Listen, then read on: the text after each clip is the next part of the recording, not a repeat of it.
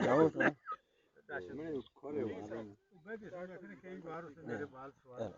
کدی بات یہ چالو ہے۔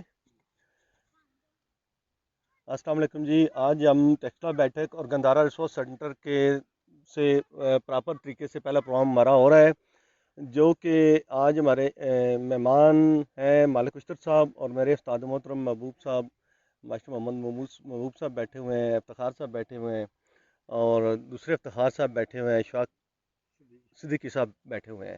تو آج کا ہمارا جو ٹاپک ہے وہ پیر حیدر صفدر شاہ صاحب کے متعلق ہے، جو یہاں ایک بہت بڑا دربار ہے، اور اس کی تاریخ جو ہے نا وہ مالک اشتر صاحب نے پراپر طریقے سے شاید کے ساتھ اور مختلف لوگوں سے انٹرویو کر کے عرصے دراز سے لکھی ہوئی ہے، تو ہم نے کہا کہ کسی ٹاپک کو بھی ہم چھیڑیں، ٹیکسٹا کے لوکل کمیونٹی کو پتہ چلے، اور تاکہ جو ہے نا ہمارے جو شہر کے اندر کوئی تاریخی مقامات ہیں یا تاریخی لوگ ہیں، اس طرح کی چیزیں عام لوگوں کو بھی اس کا پتہ چلے، تاکہ اس کی اہمیت اور ان چیزوں کو ہم محفوظ کر سکیں اپنے ڈیٹا میں۔ جی مالک اشتر صاحب، آپ اگر جی بہت شکریہ جناب۔ آج بڑی خوشی ہوئی جی کہ ایک ہم سویرے سویرے ایک روحانی شخصیت کے حوالے سے اور ان کی اسلام کی خدمات کے حوالے سے یہاں پہ اکٹھے ہوئے تاکہ ان پہ سیر حاصل گفتگو کی جا سکے، اور ہمارے ساتھ ملک محبوب صاحب بھی تشریف فرمائے ہیں جی، جن کی خدمات جو ہیں وہ ازر من شمس ہیں جی۔ انہوں نے یہاں پہ تدریس کا جو علم گاڑ رکھا ہے، میں تو یہ کہوں گا کہ شروع میں انہوں نے پھر اس کو پھیلایا اور اپنی ایک فرنچائز بنائی، اور پھر اس کے بعد لیٹر آن انہی کی پیروی میں دیگر اسکول بھی کھلنے شروع ہوئے۔ تو ان کا یہاں بھی قدم رنجیدہ کرنا ہمارے لیے باعث برکت ہے۔ تو باقی دیگر اب آپ کا تعارف تو ہو چکا ہے، تو ان کی فردر میں اس پہ مضمون پڑھنے سے پہلے، کیونکہ اب ہم عمر کے جس اس سٹیج سے گزر رہے ہیں جی، اب حافظہ بھی ہمارا ساتھ نہیں دیتا، تو کبھی وہ اس پہ کام کیا تھا پیر حیدر صفدر سرکار کے حوالے سے، ان کی یہاں آمد اور پھر وہاں پہ اسلام کی نشر و اشاعت، اور پھر یہاں لوگوں کا جو اسلام کی جانب مائل ہونا، اور اس سے پہلے جو وہ لیگیسی جو ہماری چل رہی تھی، جو سائل کے اندر ہیں، جو ہندو اور دیگر جو تھی مائنارٹیز یا اس وقت کی اکثریتی لوگ تھے، ان کو کنورٹ کرنا، یہ انہی کا وہ کریڈٹ جاتا ہے قبلہ کو، کہ انہوں نے وہاں پہ کس طریقے سے محنت کی اور لوگوں کو اسلام کی جانب راغب کیا۔ اصل میں تو خدا کا وہ جو ایک فلسفی ہے کہ وہ خود ہی ہر چیز کو پہلے اس سائل میں اور ان لوگوں میں اس کی آبیاری کر رہا ہوتا ہے۔ جس طرح یہاں پہ ہندوستان میں بھی مختلف تحریکیں چلیں، اگر ہم دیکھتے ہیں یہ علاقہ پہلے بدھزم کے حوالے سے خاصی شہرت رکھتا تھا، وہ بھی ایک روحانی تحریک تھی، لیکن بدھا کوئی اس کے متعلق بھی کہا جاتا ہے کہ وہ بھی ہو سکتا ہے کہ اسی خدا کی مشینری کا حصہ ہو، جس طرح دیگر علاقوں میں انبیاء ہے تو یہ بھی ہیں، لیکن اس میں کوئی دوسری رائے نہیں ہے کہ وہ بشیر اور نذیر میں ضرور آتا ہے۔ تو ہندوازم کی جو پھیلائی ہوئی جو تھیں، ان کے اندر جو خامیاں تھیں، خرابیاں تھیں، اس کو آ کے اس نے کاسٹ اینڈ کلر سوسائٹی کے متعلق وہ اس نے کام کیا، اور لوگوں میں ان کو انووک کیا کہ وہ سب لوگ ایکول ہیں، اور اس میں اس نے احیا کیا، جو اس کی اپنی سچائی کا احیا کیا، اور لوگوں میں پینیٹریشن کی، لوگوں کی ان کی روح کو ٹیم کیا تاکہ وہ اس کی طرف کنورٹ ہو۔ اور اللہ کریم نے اس سے پہلے یہ جہاں جہاں مخلوقات پھیلی ہوئی تھیں، ان کے ساتھ ساتھ ان کو راہ ہدایت دینے کے لیے لوگ بھی ساتھ وارد ہوتے رہے۔ اب ہم دیکھتے ہیں کہ جی میسوپوٹیمیا میں اصل میں تو یہاں پہ ہم جس طرح اولڈ ٹیسٹمنٹ کو پڑھتے ہیں، وہاں پہ اللہ کریم نے دجلہ اور فرات کے درمیان وہ جو باغ لگایا، جسے وہ باغ ایڈن کہتے ہیں قبلہ، وہ اس میں آپ نے بھی پڑھا ہی ہے، یا باغ ارم، وہیں پہ آدم اور حوا کو لائے گئے، وہ وہاں پہ پھر ان کو وہاں پہ تعلیم بھی دی گئی۔ اللہ کہہ رہے کہ میں نے ان کو الفاظ بھی سکھائے، اسماء سکھائے، بنیاد تو وہی تھا نا، جی الفاظ بنیاد سکھائے۔ وہی تھی، انہیں زبان بھی دی، ان کے ساتھ گفت و شنید ہوتی تھی کہ اس درخت کے نزدیک نہیں جانا، یہ ظاہر ہے ان کو علم دیا گیا تھا تو ان سے گفتگو ہو رہی تھی، اور وہ زبان تھی، اور اس کے علاوہ اس کی وہ رسوم الخط بھی وقت کے ساتھ ساتھ پھر اس میں ایجاد ہوتے رہے۔ جس جس طرح بنی آدم پھیلا. اور پھر جب میں سمجھتا ہوں کہ جب طوفان نوح آتا ہے تو اس میں آرین جو ہے وہ موو بھی کرتے ہیں. وہ اس میں اس کی پیچھے بھی وہ اللہ کی حکمت تھی. حالانکہ وہ حضرت نوح علیہ السلام کا ہم اگر دیکھیں جو ان کا ایریا بنتا ہے وہ تو چھوٹی سی جگہ تھی. وہاں اگر خدا کا عذاب آتا تو وہ تلپٹ کر دیتی ہیں اسی کو, چھوٹی سی جگہ کو. لیکن وہ اتنی وہ موسمیاتی تبدیلیاں تھیں, بڑے پیمانے پہ تھیں, کہ جس کی وجہ سے ایک میس مائگریشن ہوتی ہے اور آئینز وہاں سے موو کرتے ہیں. اور مجبور ہو کے بس. جی مجبور جی ہاں. ساری دنیا میں نکلتے ہیں. پھر جو ہو جاتے ہیں تو ساتھ ساتھ خدا کا جو ایک ڈیوائن حکمت عملی ہوتی ہے, ان کو گائیڈ کرنے والے وہ بھی ساتھ ساتھ اس معاشرے میں وہ آ رہے ہوتے ہیں. اور جب دیکھیں خدا کا آخری جب آتا ہے, جب اسی تو اسلام آتا ہے, تو اس کے لیے بھی اللہ کریم نے پہلے وہ ماحول کو اس حوالے سے تیار کیا ہوا تھا. اچھا میں تھوڑی جی سی اس میں ایک اپنے خطے کے حوالے سے جی اپنے خطے کے حوالے سے ایک بات میں نے یہ آبزرو کی تاریخ پڑھتے ہوئے کہ ہم دیکھتے ہیں کہ اسلام سے کچھ 100 سال پہلے یہ خطہ بہت فلرش تھا, بڑا ترقی یافتہ اور مختلف تہذیبیں یہاں, بڑے بڑے شہر تھے, سب کچھ تھا. اللہ پاک کی طرف سے جیسے ہی نبی پاک صلی اللہ علیہ وسلم آئے, ان سے کچھ 50 سال 100 سال پہلے وائٹ آن یہاں آئے, اور انہوں نے اس تمام خطے کو جو جس طرح یہ کہہ رہے ہیں نا کہ اللہ پاک کہتے ہیں ایک وہ چال چلتے ہیں, ایک میں چلتا ہوں چال, قرآن میں ہے کہ میری اپنی چال ہوتی ہے. تو اس خطے کو یہاں سے بدھزم کو افغانستان سے, سینٹرل ایشیا سے, ٹیکسلا سے وائنڈ اپ کرنا شروع کر دیا, اور ان کے ہاتھوں سے دیکھنے والوں کے لیے وہ ڈسٹریکشن تھی. لیکن شاید اللہ پاک نے جو ہے نا وہ اسلام کے لیے ایک رستہ ہموار کیا کہ ایک بہت بڑی مضبوط سویلائزیشن بدھزم اور ان لوگوں کے بڑے مضبوط گڑھ تھا, اس کا سوایہ ان کے ہاتھوں سے کروایا. جی مالک صاحب, تھینک یو ویری مچ. سر یہ تو ایک اجمالی سے تعارف ہے. تو میں اب چاہتا ہوں کہ وہ کبھی مضمون لکھا تھا وہ جس مشینری کا میں ذکر کر رہا ہوں کہ جب یہاں پہ اب اللہ تعالیٰ کی جب جو فلسفہ اللہ تعالیٰ نے پھیلانے ہیں, کیونکہ اس نے اب لوگوں کو تنہا بھی تو نہیں چھوڑنا, وقت کے ساتھ ساتھ لوگ اس میں تبدیلیاں لے آتے ہیں اپنے مفادات کے مطابق. جب بھی کوئی اللہ کی فلسفی آئی تو اس میں انہوں نے تبدیلیاں لائیں. تو جب فائنل اس کا ڈاکومنٹ آتا ہے جو قرآن کی شیپ میں, تو اس سے پہلے اس کے ساتھ ساتھ جب حضور نے 6 صدی ہجری میں جب مختلف علاقوں میں پھر اسلام کی نشر و اشاعت کے لیے صحابہ کرام کو ان کی ٹولیاں بنا کے بھیجا مختلف جگہوں پہ, جہاں پہ انہوں نے اسلام کی نشر و اشاعت بھی کی, ان کے لوگوں کے ساتھ گھل مل بھی گئے. تو جب اس خطے میں ہندوستان کی طرف آنے شروع ہوئے ہمارے لوگوں کا بھی رجحان ہوا اس علاقے پہ, جب وہ علاقے پہ قبضہ بھی ہو گیا, جو وہ حملہ آور آتے رہے, دیگر حملہ آوروں کے ساتھ مسلمان حملہ آوروں نے بھی وہ آگے پینیٹریشن کی ان علاقوں میں. تو ان کے ساتھ ساتھ ایک جو روحانی لوگ تھے ان کا بھی ایک سیلاب تھا, وہ بھی ساتھ ساتھ حرکت میں رہا. ان کی تربیت بھی ہوتی رہی تاکہ وہ جو عام جو ڈاؤن ٹو ارتھ لوگ ہیں ان میں گھل مل جائیں. اور قرآن بالا اوپر ان کی اوپر والی ایک مشینری ہوتی تھی کہ جو ان کے لیے انتظامی امور طے ہوتے تھے, اور جو ان کے اندر جو قلبی تبدیلیاں ہوتی تھیں اس کے لیے پھر یہ جو علماء کرام اور یہ صوفیاء کرام جو آئے انہوں نے اپنا کام کیا. تو اس سلسلے میں جو ہمارا خطہ ہے یہاں پہ پیر حیدر صفدر سرکار وہ تشریف فرما ہوئے, ان کے لیے یہ خطہ ان کے لیے یہاں پہ وہ اس کو ایلوکیٹ کیا گیا تھا.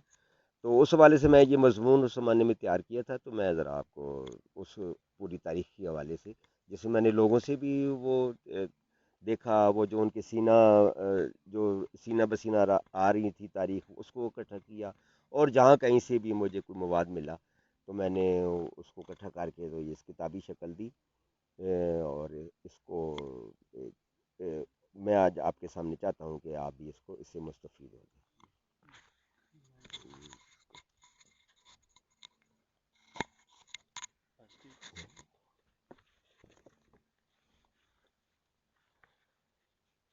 تھوڑا سا میں اس کو ذرا تاریخ میں بیک گراؤنڈ بھی وضاحت تو میں نے کر دی ہے, لیکن جس طرح مضمون میں ہے وہ بھی آپ کے گوشت گزار کرنا چاہوں گا کہ مشہور فاتح معز الدین محمد المعروف شہاب الدین غوری پہلا مسلمان حکمران تھا جس نے برصغیر پاک و ہند میں اسلامی حکومت کی داغ بیل ڈالی.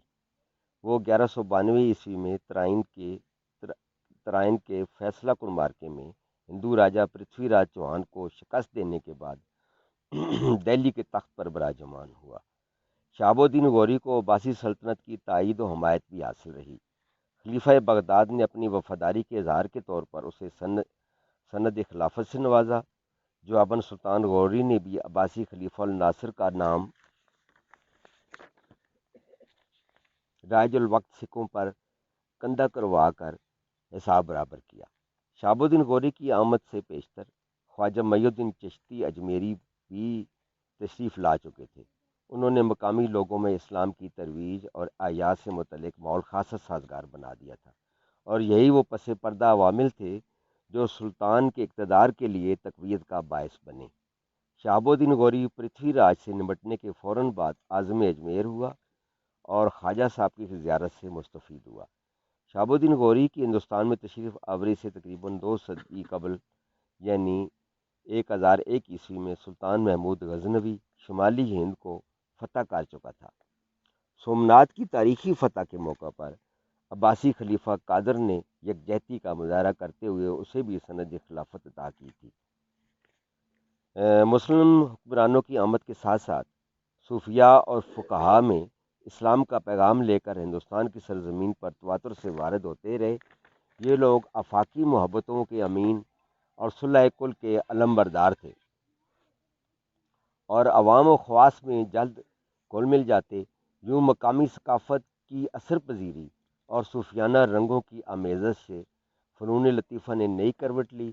سماع کی محفلوں میں موسیقی نے منفرد رنگ بھرا۔ تالی اور ڈھولک کے باہمی تال میل سے مقامی فضا جھوم اٹھی۔ جب رنگ و نسل کی بنیاد پر منقسم معاشرے کو مسلم صوفیاء نے انسان دوستی کی بنیاد پر متحد کیا، تو اسلام کی رواداری، امن، بھائی چارے اور وسیع النظری کے فلسفے نے لوگوں کو اپنا گرویدہ بنا لیا۔ یہاں میں یہ بتانا چاہوں گا کہ ہندوستان کا جو معاشرہ تھا وہ اس میں فنون لطیفہ کی پینیٹریشن بہت گہری تھی، تو لوگ اس ناچ گانے اور موسیقی میں زیادہ الجھے ہوئے تھے۔ تو انہی چیزوں کو جو ہمارے صوفیات تھے انہوں نے استعمال کیا، کیونکہ کسی کے دل میں اقرار کرنے کے لیے آپ کو ان کی کمزوریوں سے فائدہ اٹھانا پڑتا ہے۔ اب دیکھیں کہ ہم جب اسپین میں دیکھتے ہیں کہ وہاں پہ جب عرب گئے، وہ 711 عیسوی سے انہوں نے کچھ 1492 عیسوی تک وہاں پہ حکومت کی، لیکن اب اسلام وہاں پہ آپ کو اس میں نہیں نظر آتا کہ اتنی اکثریت میں۔ اس کی وجہ یہ تھی کہ انہوں نے اپنی، کیونکہ وہ عرب تھے اور انہوں نے اپنے عربی جو کلچر تھا اس کو بھی وہاں پہ متعارف کرانے کی کوشش کی، اس لیے وہاں پہ وہ گھل مل نہیں سکے ان لوگوں میں۔ اور آج ہم دیکھتے ہیں کہ وہاں اسلام کا اس طرح اثر و نفوذ نہیں ہے، مسلمان ضرور ہیں لیکن اتنی اکثریت میں نہیں ہے۔ لیکن ہندوستان میں یہ جو صوفیاء کرام کی تحریک تھی، انہوں نے اس طریقے سے پھیلاؤ کیا، لوگوں کے گھروں تک داخل ہو گئے کہ لوگوں نے اس میں راحت محسوس کی، سکون محسوس کیا، اور اس میں انہوں نے انہی کی علماء کرام نے بھی اور صوفیاء نے بھی انہی کی اس میں رہتے ہوئے، انہی کے کلچر میں رہتے ہوئے اور ان کو اپناتے ہوئے اسلام کی ساتھ ساتھ تبلیغ کر رہے ہیں، تو لوگ وہ جو ہیں اس میں جوک در جوک اس میں شامل ہوتے ہیں۔ سب سے انہیں ایڈوانٹیج جو ان کو صوفیاء کو ملا ہے کہ کیونکہ یہاں ایک ایسا کلچر چل رہا تھا برہمن شودر اور اس طرح، جی تو اس سے جو نچلی درجے کے تھے جو لوگ، ان کو ایسے لوگ ملے، صاف ستھرے لوگ ملے، پڑھے لکھے لوگ ملے۔ انہوں نے کہا یار اس دنیا میں اس طرح کے بھی لوگ ہیں جو ہمیں اپنے ساتھ کھانا بٹھا کے کھانا کھلاتے ہیں، اپنے ساتھ بٹھاتے ہیں، ان کے لیے تو بہت بڑی چیز تھی وہ چیز۔ وہی آپ کہہ رہے صوفیاء نے سب سے پہلے یہی کام کیا کہ لوگوں کے ساتھ گھل مل کے، اور خاص طور پر یہاں جو کاسٹ سسٹم تھا وہ ایڈوانٹیج اسلام کو بہت زیادہ ملا ہے۔ مسلمان کیونکہ سب سے پہلے لوئر کلاس جو ہے نا وہ شامل ہوئی ہے، کیونکہ ان کو تو وہ اپنے مندروں تک نزدیک جانے نہیں دیتے تھے، شیشہ ڈال دیتے تھے، آنکھیں نکال دیتے تھے، تو وہ چیزیں جو ہے نا یہ یہاں ایڈوانٹیج تھا کہ کاسٹ سسٹم جو تھا اس نے اپنے ہی ان لوگوں کو ڈکلائن کیا اور اسلام میں شامل ہوئے۔ مطلب یہ کہ ان کا رویہ اور اخلاق، جی ہاں، اخلاق، جی ہاں، وہ مین چیز وہ تھی جو اس چیز کا باعث لوگ جو کہتے ہیں نا تلوار کے ساتھ مسلمان نہ ہے، تلوار کے ساتھ آپ دل نہیں جیت سکتے ہیں کسی کا، یہ سوال ہی نہیں ہوتا۔ میں نے راجپوتوں کی تاریخ پڑھی ہے، انہیں جب یہاں مسلمان حملہ آور ہوئے تو انہوں نے اپنے پورے خاندانوں کو آگ لگا دی، کنوؤں میں پھینک دیا، عورتوں کو بچوں کو مار دیتے تھے، اس کے بعد خود جنگ میں چلے جاتے تاکہ ہمیں کوئی مجبوری نہ ہو کہ بچوں کی خاطر ہم جنگ کرنا چھوڑ دیں. انہوں نے مسلمانوں کے ساتھ ٹھیک ٹھاک لڑائیاں کی ہیں، لیکن یہ جو چیز ہے اسلام جو اتنی تیزی سے پھیلا ہے، تو اس میں ہمیں اسلام کو مسلمانوں کو یہ ایڈوانٹیج تھا کہ وہ عام لوگوں کے ساتھ ان کی بھی اسی اخلاق سے پیش آتے تھے. وہ تو ترس رہے تھے، عزت دی، جی بالکل تلوار بالکل. نہیں، عزت دی ان لوگوں کو. جی میں یہ صوفیاء کے کردار کے حوالے سے میں بات جی کرتا ہوں کہ صوفیاء کی دیکھیں، بات کر رہا ہوں. جی جی جی، کہ وہ دیکھیں نا کہ انہوں نے کتنی سادگی سے، شرافت سے اور دیانتداری سے لوگوں میں زمین پہ بیٹھ کے ان کے ایک لیول پہ آ کے جب وہ بات کرتے ہیں تو وہ جو سب سے ادنا طبقہ ہوتا ہے وہ خوش ہوتے ہیں، یار یہ تو ہمارے ڈاؤن ٹو ارتھ بندہ ہے، یہ تو ہمارے ساتھ ہے.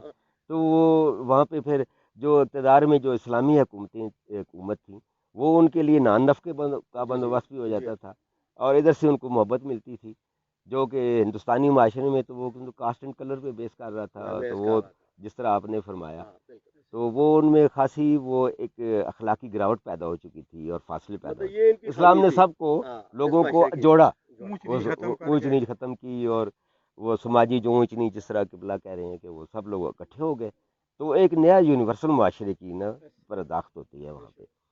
اچھا، عرب دیکھیں جب یہ آتے ہیں تقریباً 1258 میں منگولوں نے جب بغداد پہ قبضہ کیا تو ہر چیز کو تہس نہس کر کے رکھ دیا. اسی زمانے میں دو اور تحریکیں بھی اٹھیں اس کے جواب میں.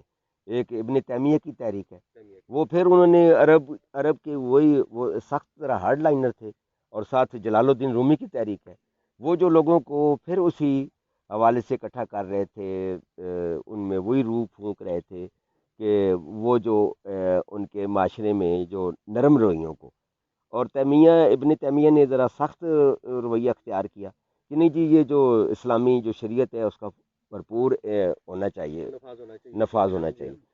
تو انہوں نے پھر اس حوالے سے اس وقت ایون منگول جو مسلمان ہوئے بعد میں، ان کے خلاف بھی انہوں نے فتاوے جاری کیے کہ نہیں جی یہ شریعت پہ عمل نہیں کرتے. لیکن اسی لیے وہ جو سختی تھی معاشرے میں، وہ اس میں اس کا جو ایلیمنٹ ہے وہ ذرا مختلف ہوتا ہے. لیکن یہاں ہمارے معاشرے میں لوگوں نے جلال الدین رومی کے حوالے سے یہ جو صوفیاء ہیں ان کی تحریک کے سارے جو سرے ہیں وہ وہاں جا کے ملتے ہیں ان کی. تو انہوں نے پھر وہی اسی لوگوں کو اسی نرم رویے جب اختیار کیے تو لوگوں کے دلوں میں انہوں نے کار کیا، جس طرح میں ذکر کر رہا ہوں. میں آگے فردر ذرا اس پہ جو مسلمان حکمرانوں کا اقتدار مستحکم ہوا تو ان کے زیر سایہ مذہبی قوتیں بھی روحانی سلطنت کا دائرہ وسیع کرتی رہیں. ان دو مختلف اور متوازی دنیاؤں میں کئی اقتدار مشترک تھے.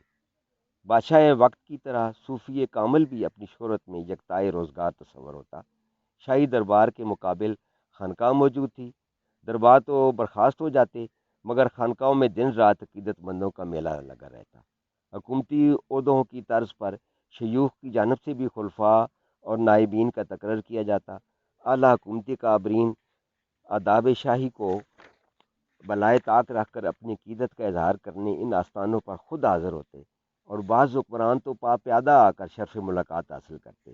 یوں غیر محسوس طور پر حکمران، عوام اور صوفیاء کی ایک خوبصورت مثلث وجود پا چکی تھی. صوفیاء کا دل و جان سے احترام کیا جاتا، عوام ان کی ایک آواز پر لبیک کہتے، حتیٰ کہ بادشاہ وقت بھی جب بحرانوں یا پریشانیوں میں مبتلا ہوتے تو صوفیاء کی درگاہوں کا رخ کرتے. اس طرح وقت گزرنے کے ساتھ ساتھ صوفیاء کا کردار مستحکم ہوتا گیا. مسلم فاتحین، علماء اور صوفیاء کرام ایران، افغانستان اور ماوراء النہر سے ہندوستان آئے اور اسلام کے ابدی اور آفاقی پیغام کو برصغیر پاک و ہند کے کونے کونے میں پھیلانے کا موجب بنے. اسلام کی اشاعت میں غزنی شہر خاصی اہمیت کا حامل رہا ہے. کئی نامور فاتحین اور عارفین اسی سرزمین میں پیدا ہوئے. وہاں درسگاہوں، مدارس اور پرشکو مساجد کی کہکشائیں آباد تھیں. ان اداروں سے فارغ و تحصیل ہونے والے طلباء نے علوم و فنون میں اوج کمال حاصل کیا. سلطان محمود غزنوی نے یہاں ایک عظیم و شان جامع بھی بنوائی جس کے ساتھ وسیع و عریض کتب خانہ اور عجائب گھر بھی موجود تھا، اور سرزمین اور سرسبز باغات کی کثرت دیدنی تھی. الغرض غزنی کی خوبصورتی کا ڈنکا سارے جہاں میں بجتا تھا. کہا جاتا ہے کہ خاندان عباسیہ کے ظالم اور سفاک حکمران علاؤ الدین سے غزنی کی شہرت ایک آنکھ نہ دیکھی گئی. اس نے شہر خوباں کی اینٹ سے اینٹ بجا کر رکھ دی، تمام خوبصورت اور بلند و بالا عمارتیں جلا کر خاکستر کر ڈالیں، باغات اجاڑ دیے۔ اپنے ان بہیمانہ اقدامات کی وجہ سے تاریخ اسے علاء الدین جہاں سوز کے نام سے یاد کرتی ہے۔ سید ابو الحسن حجویری المعروف داتا گنج بخش غزنی سے متصل بستی حجویر سے سلطان محمود غزنوی کے بیٹے ناصر الدین مسعود کے عہد 1030 تا 1040 میں لاہور تشریف لائے تھے۔ علماء و صوفیاء کی اس فہرست میں جناب سید حیدر صفدر کا نام بھی کسی تعارف کا محتاج نہیں۔ وہ اپنے عہد میں رشد و ہدایت اور زہد و تقویٰ کے امام و مقتدا تسلیم کیے جاتے تھے۔ غزنی کے حوالے سے ان کا تصور بھی ذہن میں ابھرتا ہے۔ وہ 15ویں صدی عیسوی کے آغاز میں کنڑ افغان علاقہ غزنی میں متولد ہوئے۔ جناب حیدر صفدر سرکار کے آباء و اجداد نے سامرا عراق سے ہجرت کر کے افغانستان میں سکونت اختیار کی تھی۔ ان کا تعلق خاندان سادات سے تھا اور سلسلہ نسب 26 واسطوں سے حضرت علی علیہ السلام سے جا ملتا ہے۔ ان کے والد ماجد سید محمد شاہ اپنے زمانے میں علم و عرفان کے حوالے سے اعلیٰ و عرفہ مقام پر فائز تھے۔ جناب حیدر صفدر سرکار نے قرآن و حدیث اور مقولات و منقولات کی تعلیم ان کے زیر سایہ ہی حاصل کی تھی۔ بعد ازاں انہوں نے ظاہری اور باطنی علوم پر دسترس حاصل کرنے کے لیے غزنی اور اس کے قرب و جوار میں واقع دیگر مدارس سے بھی رجوع کیا اور کسب فیض کے لیے اس دور کے نامور علماء کے پاس تشریف لے گئے اور فقہ و حدیث پر مکمل دسترس حاصل کی۔ انہوں نے اپنی خودآزاد صلاحیتوں کی بدولت جلدی علم و دانش میں کمال حاصل کیا۔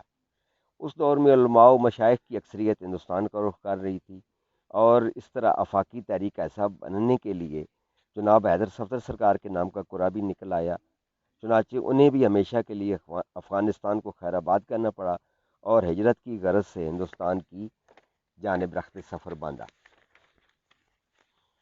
دیرینہ خاندانی اور روحانی رفاقتوں کی وجہ سے دلازاق قوم کے علماء عمائدین نے ان کا تنہا جانا گوارا نہ کیا، چنانچہ ان میں سے چیدہ چیدہ افراد ان کے ساتھ شریک کے سفر ہو گئے۔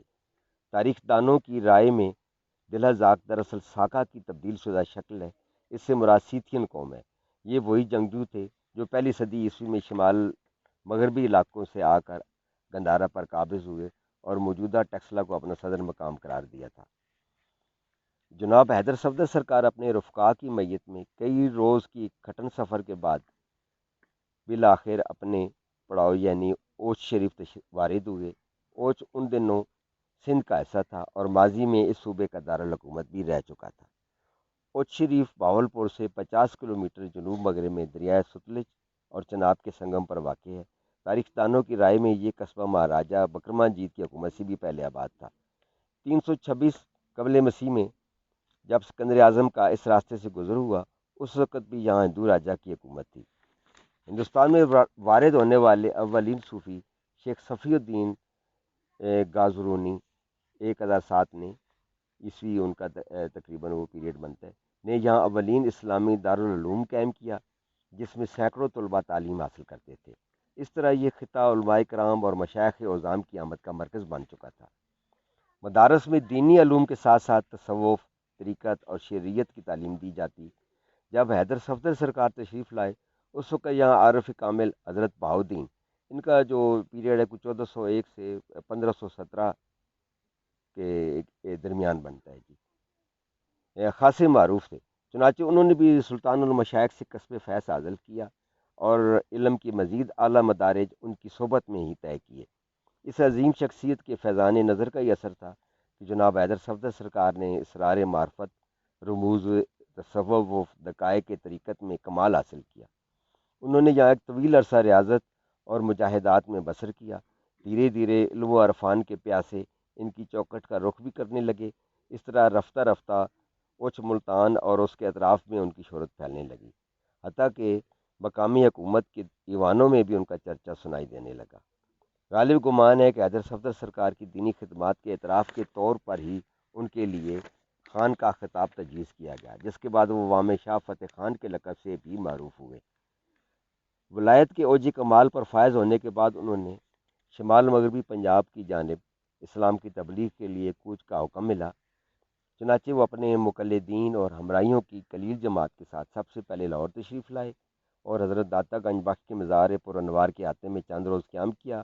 اس وقت ان کے دور کے حوالے سے میں بتانا چاہوں گا کہ اس وقت خاندان سادات کی حکومت کا دم آخرین تھا، اور یہ 1440 کا سن تھا۔ سید علاؤ الدین بن محمد شاہ بن فرید شاہ بن خضر شاہ تخت دہلی پر براجمان تھا۔ وہ بھی دیگر سادات حکمرانوں کی طرح خود کو نائب امیر تیمور کہلوانا پسند کرتا تھا۔ فرمان سادات کی جاری کردہ سکوں پر بھی خلفائے قاہرہ کی بجائے امیر تیمور اور شاہ رخ کا نام کندہ کیا گیا تھا۔ لاہور میں عارضی قیام کے بعد جناب حیدر صفدر سرکار نے اگلی منزل کے لیے رخت سفر باندھا اور اپنے ساتھیوں کے ہمراہ دریائے راوی کو عبور کرتے ہوئے گجرات، جہلم اور روات کی پہاڑی سلسلوں سے گزرتے ہوئے آپ کا قافلہ راولپنڈی کے مضافات میں واقع گولڈا شریف کے قریب رکا۔ انہوں نے موجودہ پیکھا نامی قصبے کو اپنی عارضی قیام گاہ کے لیے منتخب فرمایا۔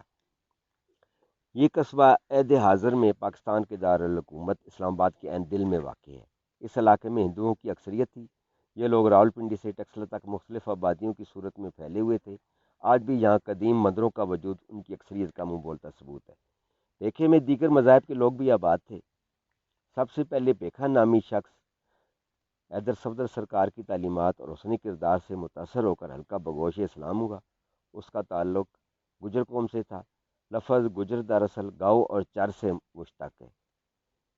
یہ نام گلہ بانی اور کھیتی باڑی کے پیشے کی وجہ سے وجود میں آیا۔ پیکھا جلد ہی معتمد خاص بن کر جناب حیدر صفدر سرکار کے جانثاروں میں شامل ہو گیا۔ یہ اس کے اوصاف حمیدہ اور وفاداری کا ہی صلہ تھا کہ پیکھا نامی گاؤں ہنوز اس کے نام سے پہچانا جاتا ہے۔ جناب حیدر صفدر سرکار کے قیام کے تھوڑے ہی عرصے کے بعد حضرت سخی شاہ مزمل پیکھے تشریف لے آئے۔ ان کی آمد بھی روحانی مقاصد کی تکمیل کے سلسلے کی ہی ایک کڑی تھی۔ مضمون اصل میں خاصا طویل ہے، تو میں چاہوں گا کہ جو ہمارے اس سے جی متعلقہ ہے وہ اسی پہ ذرا ارتکاز کیا جائے۔ حضرت سخی شاہ مزمل کو بار امانت سونپنے کے بعد حیدر صفدر سرکار نے اپنا اسباب سمیٹا اور پہلے سے متعین شدہ منزل ٹیکسلا، جو کہ ان دنوں ڈیری جوگیاں کہلاتا تھا، کا قصد کیا اور پیروکاروں کی معیت میں روانہ ہوئے۔ جب وہ ٹیکسلا تشریف لائے تو یہاں ان کا پہلا پڑاؤ مرگلہ کی مشہور گزرگاہ کے قریب ہوا۔ اس سلسلے کو ہمالیہ کے پاؤں کی انگلیوں سے بھی تشبیہ دی جاتی ہے، کیونکہ نیپال سے سفر کا آغاز کرنے والا یہ مشہور پہاڑی سلسلہ ٹیکسلا میں آ کر اختتام پذیر ہوتا ہے۔ یہ وہی مقام تھا جہاں قدیم دور میں اخمینی حکمرانوں کی تعمیر کردہ شاہراہ اترا پاتھا، یا جسے آج کل جی ٹی روڈ کہتے ہیں، گزرتی تھی، جو ہندوستان کو مشرق وسطیٰ، مشرق بعید اور یورپ سے ملاتی تھی۔ علاوہ ازیں ایک سڑک وسطی ایشیا سے بھی یہاں آ کر ملتی، جو شاہراہ ریشم کو آپس میں ملاتی تھی۔ شیر شاہ سوری نے اپنے عہد حکومت میں سڑک کو پختہ کرایا اور اس کے دو رویہ پھل آور درخت اور سایہ دار درخت لگوائے۔ مسافروں کے لیے تازہ پانی کے کنویں بھی کھدوائے اور سرائیں بنوائیں۔ عبید اللہ سندھی کی ریشمی تحریک کے حوالے سے بھی اس خطے نے شہرت پائی۔ اس کے علاوہ مرگلہ نام کی ایک وجہ سانپوں کی ہماجگاہ بھی بتائی جاتی ہے۔ مرگلہ کا ذکر سلطان محمود غزنوی 1030 عیسوی کے عہد کے مورخ ابو ریحان البیرونی نے اپنی شرح آفاق تصنیف کتاب الہند میں بھی کیا ہے۔ سلطان محمود غزنوی کے فرزند و جانشین مسعود غزنوی کو مرگلہ ہی سے گرفتار کرنے کے بعد قلعہ گڑھی، جو کہ ٹیکسلا کے مضافاتی مشرقی پہاڑی سلسلے میں خرم نامی گاؤں کے قریب واقع ہے، میں لے جا کر شہید کیا گیا تھا۔ آج بھی یہاں ایک قدیم ترین مسجد موجود ہے جس کا تعلق غزنوی عہد سے ہی ہے۔ جناب حیدر صفدر سرکار نے اپنے عارضی قیام کے لیے مرگلہ کا ہی انتخاب کیا۔ قریب سے برساتی پانی کا ایک نالہ گزرتا تھا جو عموماً خشک رہتا۔ وہاں ان کی ملاقات ایک چرواہے سے ہوئی۔ وہ بھیڑ بکریوں کا ریوڑ چرانے آیا کرتا تھا۔ اس نے دودھ سے تواضع کی اور ان کی خدمت میں پیش رہا۔ گرمیوں کے آمد کے ساتھ ہی مضافاتی پہاڑوں سے بہہ کر آنے والا نالہ خشک ہو چکا تھا۔ چرواہا، جس کا نام کالا رام تھا، اس نے ان سے پانی کی کمیابی اور علاقے میں خشک سالی کا تذکرہ کیا اور بتایا کہ اسے مویشیوں کو دور دراز واقع ایک چشمے تک ہانک کر لے جانا پڑتا ہے کالا رام کا تعلق خانہ بدوش قبیلے سے تھا۔ یہ لوگ چند کوس دور پہاڑ کے دامن میں بنائے گئے چونپڑے نما مکانوں میں رہتے تھے۔ سردیوں کے آغاز میں جب شمالی علاقہ جات سے برف باری کا موسم شروع ہوتا تو یہ چرواہے اپنے مویشیوں سمیت میدانی علاقوں کا رخ کرتے اور موسم بہتر ہونے پر واپس چلے جاتے تھے۔ ان میں بعض خاندان اس روز روز کے آنے جانے کے تردد سے بچنے کے لیے دوبارہ لوٹ کر ہی نہیں گئے اور مقامی علاقوں میں ہی آباد ہو گئے۔ کالا رام کا تعلق بھی ایک ایسے ہی خاندان سے تھا۔ سید حیدر صفدر سرکار صاحب کشف و کرامت بزرگ تھے۔ انہوں نے کمال معرفت سے بل کھاتے خشک نالے سے متصل نشیبی پہاڑی میں ایک تازہ اور میٹھے پانی کے چشمے کی موجودگی کی نشاندہی کی، جس کے ساتھ ہی گویا صدیوں کی ویرانی میں چپکے سے باہر آ گئی۔ یہ چشمہ جی ابھی بھی آج کل بھی وہاں پہ آپ نے دیکھا ہے، جہاں نئی اب آج کل وہ ایک ہاؤسنگ سوسائٹی بن چکی ہے جی۔ یہ گڑی والے اور جو یہ انہوں نے چشمہ اس کا نشاندہی کی اور وہاں اس کو یہ یہاں پہ یہ جو ہمارا ہے نا جی ٹوک وجن کے ساتھ نیچے وہ جو نئی آبادی بنی ہے جی کالا اسی کے کالے کے نام سے وہاں پہ یوں ایک فوارے کی طرح نکلتا ہے نا پانی جی، وہ ان کی کرامت کا ہی حصہ تھا جی۔ مثلا اس چشمے کا پانی آج بھی فوارے کی مانند عمدہ پڑتا ہے اور مقامی لوگ اسے مختلف بیماریوں کے علاج کے لیے استعمال بھی کرتے ہیں۔ یہ علاقہ کئی مرتبہ خشک سالی کی لپیٹ میں آیا، مگر یہ چشمہ روانی سے بہتا رہا۔ اس کا پانی اس قدر وافر مقدار میں نکلتا ہے کہ آگے جا کر یہ ایک بل کھاتی ندی کی شکل اختیار کر لیتا ہے اور راستے میں کئی چھوٹی بڑی ندی نالے اس میں شامل ہو جاتے ہیں۔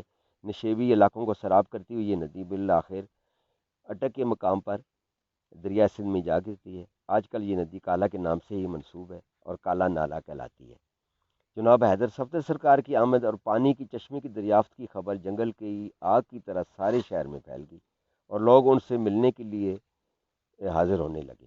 کالا رام مشرف با اسلام ہوا تو اس کے قبیلے کے دیگر لوگوں نے بھی اسلام قبول کر لیا۔ اس طرح حیدر صفدر سرکار کی آمد کی وجہ کسی سے ڈکی چھپی نہ رہی۔ ان کے دینی عزائم پوری طرح عیاں ہو چکے تھے۔ ان کی تبلیغ روز افزوں بڑھتی رہی۔ ان کی شخصیت ایسے روحانی فکر و عمل کا مجموعہ تھی کہ ان سے ملنے والے کا دل خود بخود ہی پگھل جاتا اور زمانی و مکانی اسرار و رموز سے پردے اٹھ جاتے۔ اطراف میں اپنے اثر و رسوخ سے مضبوط کرنے کے بعد جناب حیدر صفدر سرکار نے اپنا رخ ڈیری جوگیاں ٹکسلا کی جانب مبذول کیا اور آتش نمرود میں کودنے کے لیے خود کو کمر بستہ کر لیا۔ انہوں نے مقامی آبادی کے عین مرکز میں ایک ایسے مقام کو اپنے قیام کے لیے منتخب کیا جہاں جسے ہندوؤں کا گڑھ سمجھا جاتا تھا۔ اس حوالے سے جو اپنے ان کا جو ہے تاریخ ہے وہ میں نے اپنا ملک محبوب صاحب سے استفادہ کیا، تو اس میں ان کا بھی حصہ ہے کافی گہرا ہے اس مضمون کو جوڑنے میں جی۔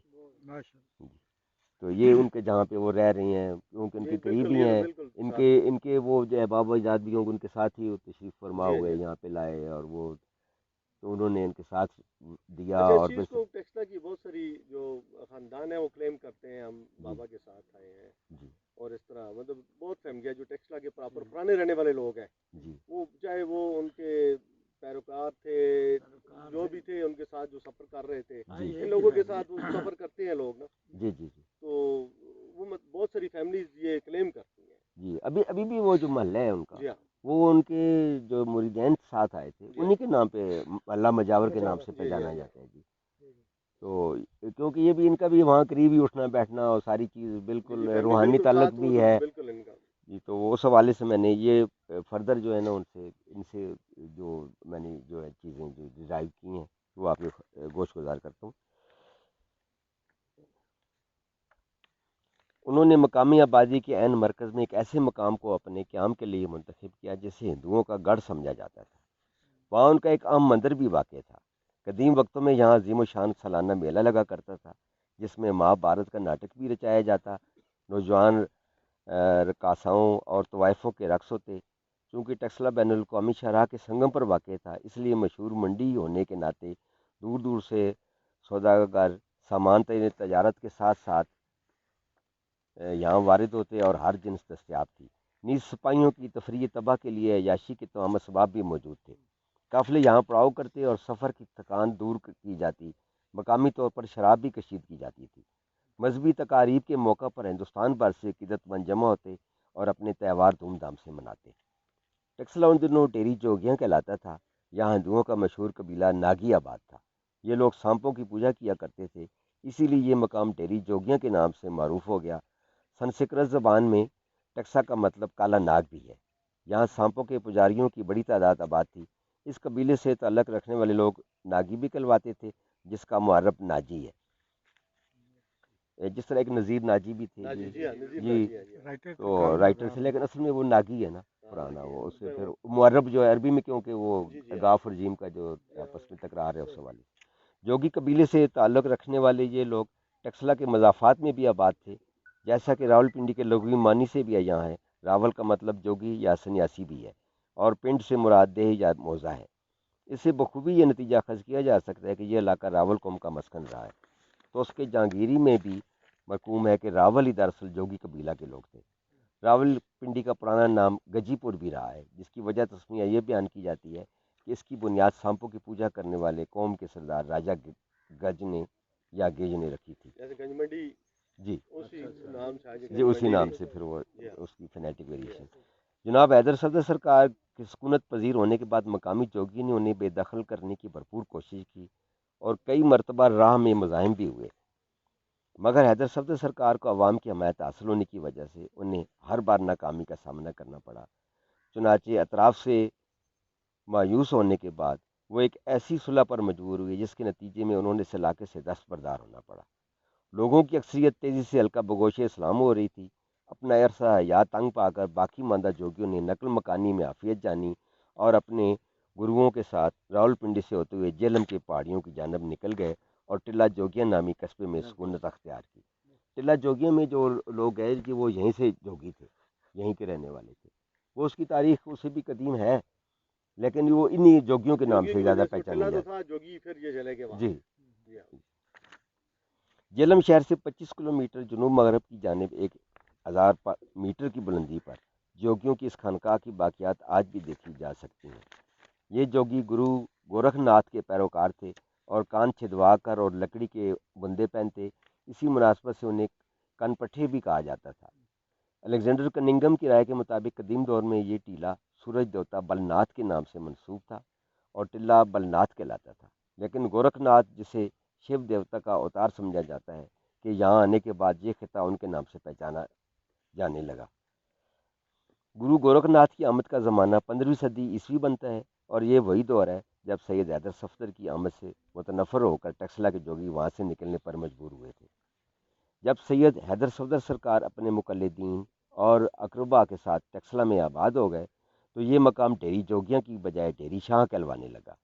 یہ نام 20ویں صدی کے اوائل تک تمام سرکاری اور غیر سرکاری ریکارڈ پر موجود رہا، حتیٰ کہ 1913 میں جب انگریز ماہر آثار قدیمہ سر جان مارشل نے دارم الراجہ نامی اسٹوپ کی کھدائی کی تو وہاں سے ایک حجری تختی برآمد ہوئی جس میں اس علاقے کا نام ٹیکسلا درج تھا۔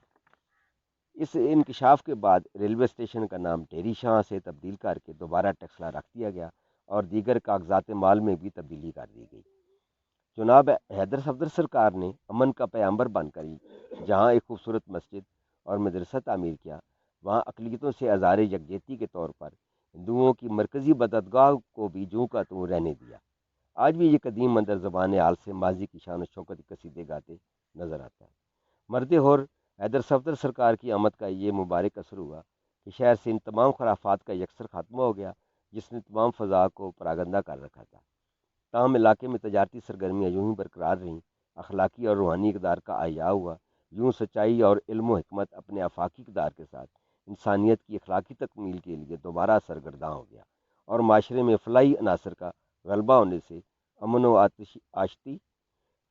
آشتی اور بھائی چارہ قائم ہوا۔ جناب حیدر صفدر سرکار نے مختلف قومیتوں کے درمیان پیار و محبت کے آفاقی رشتوں کو مضبوط کرنے کے لیے مقامی کھٹر خاندان سے شریک حیات کا انتخاب کر کے ایک منفرد مثال قائم کی۔ ان کے اس فیصلے سے بھی سماجی اونچ نیچ کے فرسودہ نظام پر کاری ضرب لگی۔ انہوں نے واعظ و نصیحت کا کام بھی برابر جاری رکھا۔ اس طرح لوگوں کی بڑی تعداد ان کے افکار و کردار سے متاثر ہو کر مسلسل حق کی جانب راغب ہوتی رہی۔ جناب حیدر صفدر سرکار پر جب جذب کی کیفیت طاری ہوتی تو وہ چند کوس دور مرگلہ کی پہاڑی چوٹی پر تشریف لے جاتے اور کچھ وقت استغراق اور مجاہدے میں گزارتے۔ پہاڑی سلسلے کی یہ بلند چوٹی آسمان سے باتیں کرتی دکھائی دیتی ہے، شاید اسی مناسبت سے یہ پیر گگن کے نام سے مشہور ہے۔ یہ روایت بھی عام ہے کہ جناب حیدر صفدر سرکار جب پہلی بار سرزمین ٹیکسلا میں تشریف لائے تھے تو آپ کا ابتدائی قیام اس چوٹی پر رہا اور یہاں چند روز مالک حقیقی سے راز و نیاز میں بسر کیے۔ بلند و بالا پہاڑوں پر واقع گمنام چوٹیاں عارف لوگوں کے لیے ہمیشہ سے ہی دلچسپی کی حامل رہی ہیں۔ حضور صلی اللہ علیہ وآلہ وسلم بھی بعثت سے قبل غار ثور اور غار ہرا میں تشریف لے جاتے رہے۔ یہ دونوں غار مکہ کی بلند پہاڑیوں پر واقع ہیں اور استغراق کے حوالے سے انتہائی پرسکون گوشے تصور ہوتے ہیں۔ کیا معلوم کہ پہاڑوں کی یہ پراسرار خاموشیاں اپنے دامن میں کتنی جوالا مکھیاں چھپائے ہوتی ہیں، اور جب دم سادے یہ آتش فشاں ایک دم پھٹتے ہیں تو تمام قرۂ ارض کو اپنی لپیٹ میں لے لیتے ہیں۔ سید حیدر صفدر سرکار کی زندگی کا کھٹن سفر جو غزنی سے شروع ہوا تھا، بالآخر ٹکسلا پہنچ کر اختتام پذیر ہوا۔ دین کی خدمت کی گراں قدر امانت سے سبکدوش ہونے کے بعد انہوں نے ٹکسلا میں ہی اپنی جان آفرین کی سپرد کی۔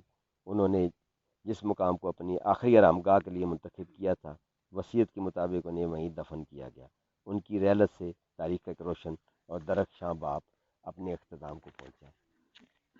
ان کو ساڑی والی سرکار بھی کہا جاتا ہے، جس کی توجہ یہ بیان کی جاتی ہے کہ انہوں نے سادگی اور پاکیزگی کو زندگی کا شعار بنائے رکھا اور تمام عمر چادر نوال لباس میں ہی بسر کی۔ کیوں بھی صوفیاء کرام کا یہ وتیرہ رہا ہے کہ وہ صوف یعنی اون سے بنے ہوئے پہناوے استعمال کیا کرتے تھے۔ حضرت اویس کرنی بھی یہی لباس پسند فرماتے تھے۔ اصحاب صفا یعنی چبوترے والے اصحاب بھی سادہ لباس کے دل دادا تھے۔ یوں یہی وجہ تھی کہ اپنے اسلاف کے نقش قدم پر چلتے ہوئے جناب حیدر صفدر سرکار نے بھی تمام عمر نئے سادگی سے گزاری۔ آج بھی جب نئے نویلے بیاہتے جوڑے ان کے مزار پر حاضر ہونے کا شرف حاصل کرتے ہیں تو اپنی عقیدت کے اظہار کے طور پر ساڑیاں اور چادریں نظر کرتے ہیں۔ پاکستان کے معروف مرز وجود میں آنے سے پیشتر حیدر صفدر سرکار کے مزار اقدس پر ہر مکتبہ فکر سے تعلق رکھنے والے لوگوں کا ہجوم رہتا۔ مسلمانوں کے علاوہ عیسائی، سکھ اور ہندو برادری بھی کثیر تعداد میں ان کے فیوز و برکات سے استفادہ کرتی تھی۔ ان کی عقیدت مندوں میں مہاراجہ رنجیت سنگھ بھی شامل تھا۔ جب یہ خطہ سکھوں کی عملداری میں آیا تو جناب حیدر صفدر سرکار کے خاندان کا حکومتی ٹیکس جو پٹا یا بیگار کے طور پر تھا، بطور خاص معاف کر دیا گیا۔ ملکہ برطانیہ کے دور میں بھی وائسرائے ہند نے اس روایت کو برقرار رکھا۔ سابق صدر محمد ایوب خان بھی ان کے مزار پر حاضری دیتے اور پھول نچھاور کیا کرتے تھے۔ تاریخ شاہد ہے کہ ہر تہذیب کو اپنے اوج کمال کے بعد زوال کا سامنا کرنا پڑا، مگر اس حقیقت سے بھی انکار ممکن نہیں کہ آنے والے وقت میں ان کی تمدنی اثرات کا پرتو کسی نہ کسی رنگ میں جھلکتا رہا ہے۔ 6 صدی قبل مسیح سے کم و بیش 1000 سال تک ٹکسلا کو گندھارا تہذیب کی راجدھانی ہونے کا اعزاز حاصل رہا۔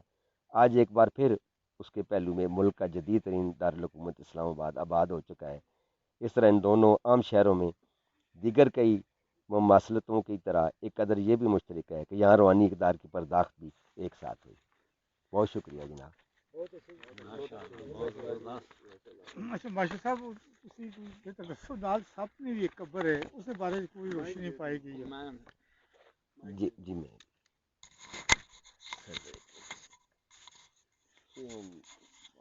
نحمدہ و نصلی علی رسول الکریم، بسم اللہ الرحمن الرحیم۔ سب سے پہلے تو میں آپ سب کا شکریہ ادا کرتا ہوں، خصوصاً مالک اشتر صاحب کا۔ ان کا حکم ہوتا ہے، میں بیماری کے باوجود بھی جہاں یہ کہتے ہیں چلا جاتا ہوں۔ ان کا اتنا ہی خلوص ہے، یہ پیکر خلوص ہے۔ ان کی شخصیت سے میں بہت متاثر ہوں۔ دوسرا، یہ صدیقی فیملی کے بیٹھے ہیں، شفاق صاحب بھی، افتخار صاحب بھی۔ میں جو نا منہ پہ تعریف نہیں کرتا، کئی جگہ میں نے ذکر کیا کہ کتنے عظیم لوگ گزرے ہیں ٹکسلا میں۔ یہاں کوئی سکول نہیں ہوتا تھا، بلڈنگ نہیں تھی، تو بابو صدیقی جو سرجان مارشل صاحب کے ساتھ، آپ کے دادا تھے گھر پر، مشتاق صدیقی صاحب کے والد مرحوم مقبول، تو انہوں نے اپنی جگہ دی تھی، یہاں سٹارٹ کیا تھا خواندگی۔ یہاں بالکل کوئی سکول نہیں تھا، سوائے مسجدوں میں کچھ لوگ پڑھ لیتے تھے، قرآن پڑھ لیتے تھے، دنیاوی تعلیم کا کوئی بندوبست نہیں تھا۔ تو کافی عرصے تک جہاں مڈل سکول یہاں رہے، 10 سال تک رہا ہے۔ یہ میں نے اپنے میرے ماموں تھے، والدہ کے ماموں زاد بھائی کونسلر بھی رہے ہیں، انہوں نے بتایا کہ میں نے وہاں پڑھا ہے، اس کے بعد ہم میٹرک کر رہے حسن عبدال گئے تھے۔ تو اس طرح طاہر سلمان صاحب ہیں، مجھے بڑا فخر ہے ان پہ کہ بڑا نالج فل آدمی ہیں۔ ایسے اسٹوڈنٹ جو ہے نا اساتذہ کے لیے بہت باعث فخر ہوتے ہیں۔ تو ماشاء اللہ بڑی خوشی ہوئی ہے۔ دوسرے افتخار صاحب ہیں، یہ بھی کچھ عرصہ میرے پاس پڑھے ہیں۔ تو جہاں بھی میں جاتا ہوں نا، میرا 72 سال میں جوان ہونے کا ایک نسخہ یہ بھی ہے کہ میرے کوئی نہ کوئی میرے مہربان مجھے مل جاتے ہیں۔ اب جناب مالک اشتر صاحب نے بڑی تفصیل سے روشنی ڈالی ہے، اس کے بعد کچھ کہنا تو مناسب نہیں ہے۔ جہاں تک میں نے سینہ بسینہ سنا ہے، میرے بڑے بھائی آرمی میں کیپٹن تھے 72 میں، تو جب بھی چھٹی آتے تھے تو مجھے کہتے تھے یار یہ پیر حیدر صفدر سے کے مطلب تعلیمات کے بارے میں مجھے بتائیں، مجھے ان سے روحانی شغف ہے۔ تو کئی دفعہ وہ اس طرح کرتے تھے کہ رات کو اٹھ کے نا، تو اس وقت ابھی تو مزار بن گیا ہے، شیشے وغیرہ لگ گئے ہیں، تو وہاں چھوٹی چھوٹی 2 کوٹھریاں تھیں، ایک میں قرآن پاک کے جو نا شہید شدہ اور حق پڑے ہوتے تھے، دوسری خالی تھی۔ تو اس خالی کوٹھری میں وہ چلے جاتے تھے۔ ایک دن وہ اٹھے، میں ان کے ساتھ ہی تھا اسی کمرے میں، سخت سردی تھی، دسمبر کا مہینہ تھا، ٹھنڈی آواز آ رہی تھی، تو مجھے باہر کے دروازے کی آواز آئی۔ میں نے کہا یہ باہر کیوں نکل گئے ہیں؟ اچھا، میں بھی کمبل کر کے نا پیچھے پیچھے چلا گیا۔ میں جاتا رہا تو یہ پھر دربار کے اندر گئے اور اس کوٹھری میں چلے گئے، وہاں عبادت شروع کر دی۔ اب وہ یہ سری اسے کہتے ہیں، مجھے پورا اس کے پتے لینا تو سوکھا ہوا ایک جو نا پتا نیچے 2-3 گرے، تو میں ڈر گیا، میں نے کہا پتہ نہیں کہتے ہیں جن ہے کیا۔ پھر میں نے انہیں آواز دی، میں نے کہا بابو آپ باہر آئے نہ کیا کہ کہتے تو کیوں آ گئے؟ تو یہ بات ہے، انہیں بڑی عقیدت تھی۔ پیر حیدر صفدر صاحب کی بڑی کرامت یہ ہے کہ دیکھیں نا، یہ تو ہم نے الحمدللہ ہم ایک ایسے دور میں آئے ہیں، مسائل تو ہر دور میں رہے ہیں، مختلف نوعیت کے مسائل ہوتے ہیں، لیکن ذات پاس کا جو عنصر ہے نا، آپ اسے سامنے رکھیں تو یہ ایک بہت اذیت ناک مسئلہ ہوتا ہے۔ اب کوئی شودر تھا، کوئی ویش تھا، کوئی کھشتری تھا، کوئی برہمن تھا۔ اب برہمن اپنے آپ کو پاک ذات سمجھتے تھے، تو جس طرح طاہر سلمان صاحب نے فرمایا کہ ان کے مندر کے پاس یا ان کے ساتھ کوئی ٹچ کر جائے تو اسے وہ بڑی سخت سزا دیتے تھے، اور ان کے کان میں اگر ان کے مذہبی کتابوں کے الفاظ پڑ جاتے تو ان کے کانوں میں سیسا پگھلا کر ڈال دیا جاتا، آنکھیں نکال دی جاتی تھی۔ تو آپ تصور کریں کہ کتنا انسانیت سوز منظر ہوتا تھا۔ پھر یہ صوفیاء کرام جو آئے یہاں، تو انہوں نے بھائی چارے کا، انسانیت کا درس دیا۔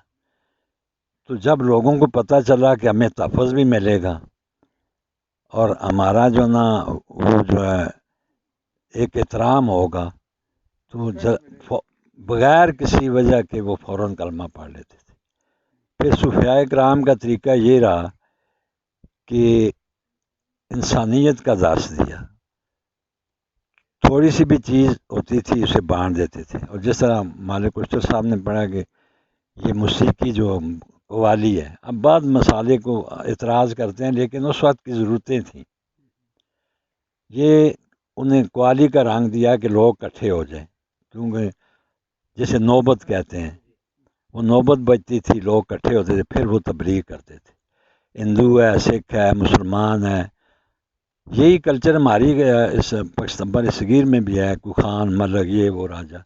حالانکہ قرآن میں ہے کہ زیادہ اللہ کے نزدیک وہ ہے جو زیادہ متقی ہے، ہم ادھر نہیں جاتے۔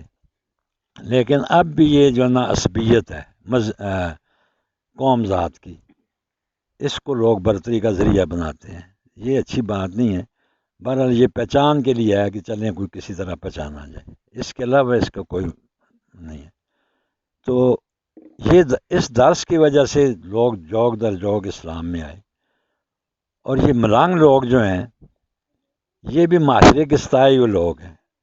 میں نے ایک دفعہ پڑھا تھا غالباً 81-82 میں کہ کئی ڈی سی بیوروکریٹ بھی ملانگ ہیں، وہ سروس چھوڑ کے آ گئے۔ اس کی وجہ یہ ہے کہ وہ تارک دنیا ہونا چاہتے ہیں، اور انہیں سکون درباروں سے ملتا ہے، وہاں بیٹھ جاتے ہیں۔ اس کی وجہ کیا ہے؟ ملانگ اتنی سی روٹی لاتا ہے نا، تو ان کی ایک اپنی لینگویج ہے، بسم اللہ برتو، تھوڑی تھوڑی سب کو دے گا، دوسرا کو کہیں سے اور کوئی چیز لایا سب کو بانٹے گا۔ اچھا، پھر ان کی اپنی ایک زبان ہے، کوئی فوت ہو جائے جی ملانگ پردہ کر گیا، یہ نہیں کہتے مر گیا ہے۔ اسی طریقے سے کسی کو کریں تو مطلب برا بلا کہیں تو کہتے ہیں تھرو، تھوڑا بہت ان کی زبانوں کا مجھے پتا تھا۔ تو یہ زیارت میں ہوتے تھے لیکن کسی بندے کو نقصان نہیں دیتے تھے۔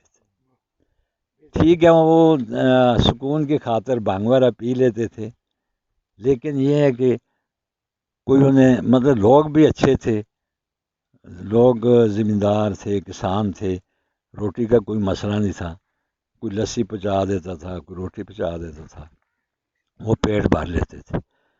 تو وہ صوفیاء کا ان کی شخصیت پہ یہ اثر تھا کہ وہ ہر چیز کو بانٹ کے کھانا ہے، کیونکہ اب جو دور ہے دیکھیں بے سکونی کیوں ہے، اللہ من نفسی، اس ہجوم میں بھی ہر آدمی اپنے آپ کو اکیلا سمجھتا ہے، وجہ یہ ہے کہ اعتماد نہیں رہا۔ تو یہ ان کی تعلیمات تھیں۔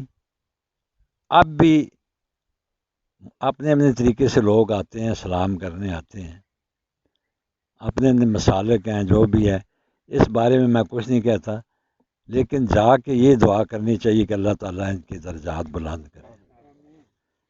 تو ان کی تعلیمات کی وجہ سے یہاں اسلام پھیلا ہے، وگرنہ شاید ہم بھی، شاید میرا رنگ کالا ہے مجھے شودر کہتے، طاہر سلمان اور اشتر صاحب گورے ہیں یہ برہمن ہوتے، تو یہ ایک عذاب ہی ہوتا، مجھے تو زیادہ شکر ادا۔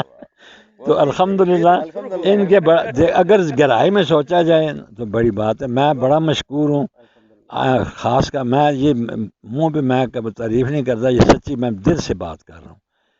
یہ آپٹمسٹک تھنکنگ ہے ان کی، پازیٹیو، اور لوگوں کی پرسنالٹی ڈسکس کرنے کے بجائے یہ ایک ایسی چیز نکالتے ہیں۔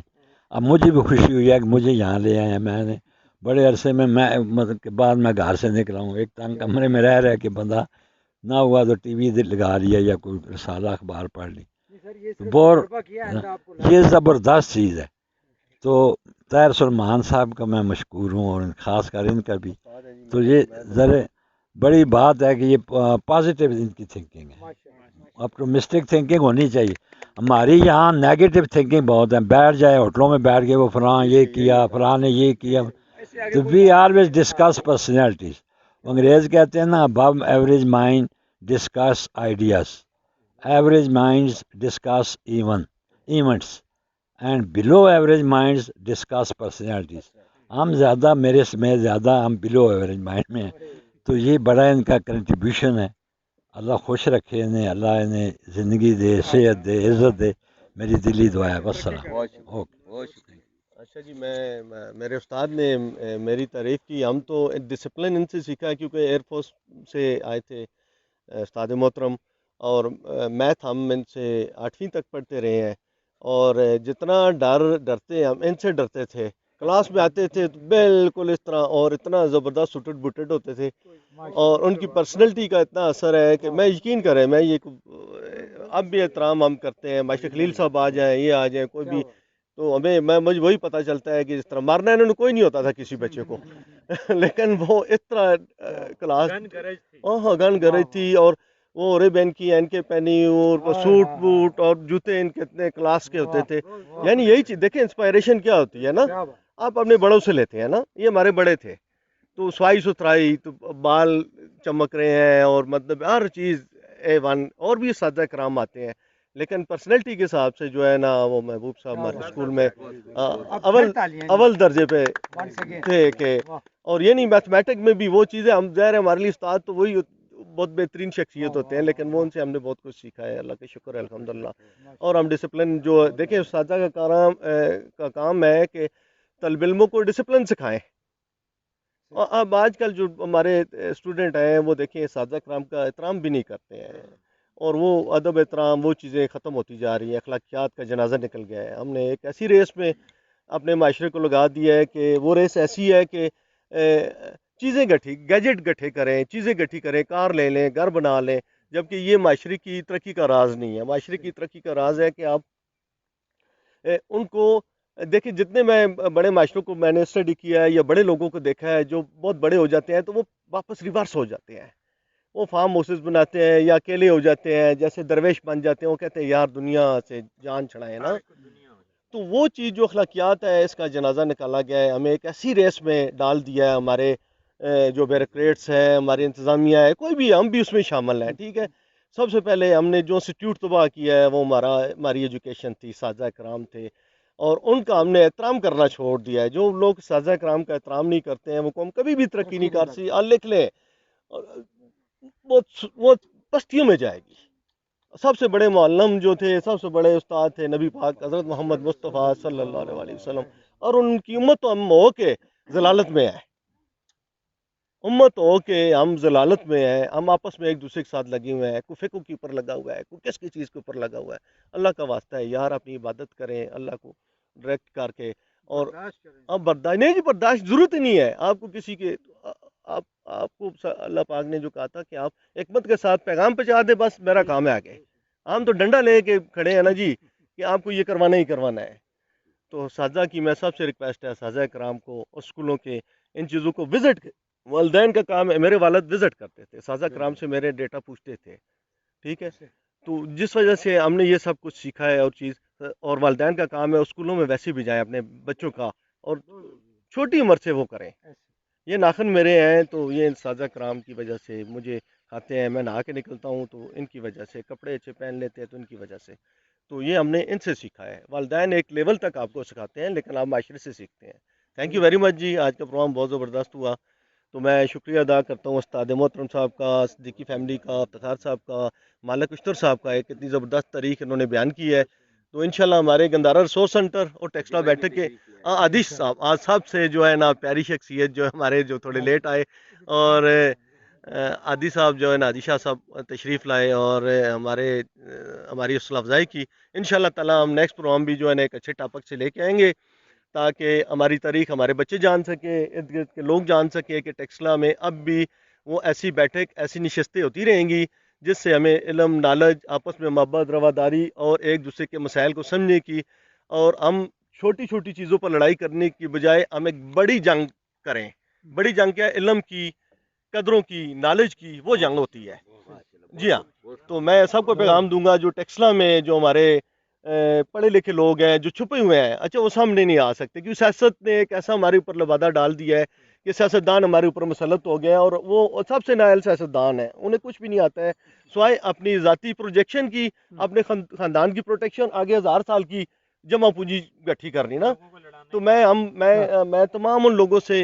گزارش کروں گا کہ جو لوگ ایسے لوگوں کو جانتے ہیں ایسے ہیروں کو نگینوں کو جانتے ہیں جو چھپے ہوئے ہیں ان کو ہمارے ساتھ رابطہ کریں ان کو لے کے آئیں کوئی بھی ہے ٹیکسلا کا اس کے اندر کوئی خوبی بھی ہے خامی بھی ہے اس کو بھی لے کے آ جائے ہم اس کو بھی انشاءاللہ تعالی نہیں اصلاح نہیں ہوگی اس سے ہم سیکھ لیں گے ٹھیک ہے نا تو اللہ تعالیٰ نے میری ہمیشہ سے ایک جو تھنکنگ ہے کہ اللہ کے نیک لوگوں سے اور میں بڑا کسی کو سمجھتا نہیں ہوں اللہ کے نیک لوگ ہمارے اساتذہ کرام بھی ہے ہم نے ایک ایسا معاشرہ بنا دیا ہے پیسے والے لوگوں کی ہم قدر کرتے ہیں ٹھیک ہے ہم نے ایک ایسا معاشرہ دینا ہے جو دوسرے کی عزت احترام کرے اور علم کی طرف آئیں تھینک یو ویری مچ جی انشاءاللہ جی صدیقی صاحب کچھ کہنا چاہتے ہیں جی افطار جی میں بھی اپنے تمام معزز دوستوں کا مشکور ہوں جی گندارا ریسورس سینٹر کی طرف سے میں آپ کو ویلکم بھی کہتا ہوں اور شکر گزار بھی ہوں 3 سوال میرے ذہن میں نا یہاں اس محفل میں اٹھے ہیں ایک تو جرنیلی سڑک जरनैली रोड, जी हाँ क्या ये जीटी रोड को कहा जाता था? जी जी जनरल ट्रांसपोर्ट रोड जर ओके जी। अच्छा, दूसरा सर जो आपने फरमाया था कि जो चश्मा इधर निकला फूटा था इधर काले वाला जी हाँ निकलसन मोनूमेंट के जी करीब, साहब उसी की बात कर रहे हैं आप जीटी रोड पे? नहीं, ये जीटी रोड के साथ ये थोड़ा पास टॉक वजन में वजन में वजन के साथ अच्छा। यहाँ पे नई अब हाउसिंग ये सोसाइटी जिधर बनी फ्लोर है मिल जी, है फ्लोर मिल के साथ जी आगे फ्लोर जी। मिल अच्छा, फ्लोर मिल के पहले मेरे नॉलेज में कुछ यूँ आ रहा था कि एक चश्मा उधर भी था निकलसन के पास, जो मोनूमेंट वहाँ से चेंज होके नीचे आए हैं, जो फुहारा बना हुआ था मैं उसकी बताता उसको हूँ लिंक किया गया था उस पानी के साथ, और वो एक्टिव था उस दौर में। अच्छा मैं थोड़ा सा उसमें बताता हूँ मैं जी खुद वो गया स्टडी किया है जी। बेसिकली जो मोन्यूमेंट के नीचे जो वो बना हुआ है हाँ वो जी। घोड़ों के लिए और मुसाफिरों के लिए था वो आया था शालदिता से अच्छा जी। शालदिता ठीक। नहीं सॉरी ये जोड़ी से जोड़ी से जोड़ी से जोड़ी से वो आया था अच्छा पाइप जी। लाइन थी जोड़ी वालों ने एहतजाज किया अंग्रेजों के टाइम से वो चश्मे का सारा पानी यहाँ आता था हाँ फिर जोड़ी वालों ने आज से 50-100 साल पहले 50 साल पहले उसको वो तबाह कर दिया उस हाँ रास्ते को हाँ। वो पानी वहां से मैं देख के आया हूँ अच्छा अब वो खाड़ दिया अच्छा उन्होंने वो पाइपलाइन अच्छा, खाड़ दिया उन्होंने डिस्कनेक्टेड वो है। अपने लिए वो हाँ इस्तेमाल कर रहे हैं ठीक। और और वो चश्मा वहां से वो उसका पानी है ये जो काले वाला है ये ओके काले वाला नीचे के नीचे की तरफ बुरान की तरफ जाता ये है तो आगे नारा है ना ठीक हाँ हो जी गया, हाँ बोल जी रहा है बहुत शुक्रिया। अच्छा, आपने वो रावलपिंडी का नाम गज्जी गजनी को गजनी को गजनी या गज्जी गज्जी गजी गज्जीपुर? जी जी अच्छा, तो ताहिर राजा साहब ने राजा कहा था, गेज के नाम से था हाँ हाँ जो कि ताहिर वो साहब ने उसमें कहा था गंज मंडी, मंडी फिर गज्जी मंडी और गंज, गंज गंज का मतलब तो है खजाना, गंज नहीं मंडी। नहीं उसी से ये आगे वो नाम वो आपस में ना जी अच्छा अच्छा गलतोल आम हो जाती है ना हाँ जी हाँ अच्छा, फिर वो उस मंडी क्योंकि बनी तो उन्होंने हाँ गंज मंडी गज्जी सानी गंज गंज मंडी। हाँ ठीक ये हो, वो चीजें चलती हैं बहुत शुक्रिया जी अगेन, काफ़ी अच्छा वो इल्म में इजाफा हो जाए। चश्मे के मुतल्लिक आप कह रहे थे ये जी एक हमारी इन्होंने उसको बाकायदा डॉक्यूमेंट किया हुआ है हाँ जी वो एक शेरों वाली गार है वो जिस बता रहे थे ना जी हाँ जी तैर सलमान भाई हाँ जी तो वो पहाड़ी के ऊपर है वहाँ उसके पहलू में नीचे इंपीरियल एरा में अंग्रेजी दौर में वहाँ पे जो चश्मा था उसको उन्होंने जी वहाँ पे एक पूरा एक स्ट्रक्चर बना के ओस वहाँ बना से हुआ है कास्ट जी आयरन हाँ की मोटी पाइप जी लाइन जी ला के उन्होंने जी यहाँ पे ये जो दो स्ट्रक्चर बने हुए हैं जीटी रोड के साथ हाँ जी उसमें वो एक फुहारा था वो जी फुहारे जी में से पानी निकलता था पूरा इर्द गिर्द एक बाग था ठीक, उसको शराब भी करते शराब थे करता था वो जी बहुत लेकिन वो पानी क्योंकि सारे इस तरफ आता था तो लोगों ठीक, की इरिगेशन के जिधर मसाइल वो भी अभी थे यूनिवर्सिटी तो बन ये गई है इन्होंने कॉलेज दुरुस्त बन कहा है कि सही लोगों सही ने सही, फिर एहतजाज किया और फिर वो वक्त के साथ साथ भुट्टो साहब का जब इरा आता है हमें हाँ 71 से 71 आना में तो उसके बाद वो लाइन फिर ना वो काट दी डिस्कनेक्ट हो, गई थी ठीक हो, मतलब अभी वो आजकल वो नॉट टू बी एक्टिव। उसमें इनएक्टिव हो चुकी है राइट, चलो जी बहुत शुक्रिया। और आखिर में अगर आसिफ साहब का शुक्रिया अदा ना किया जाए तो इस महफिल का वो नहीं होता जी।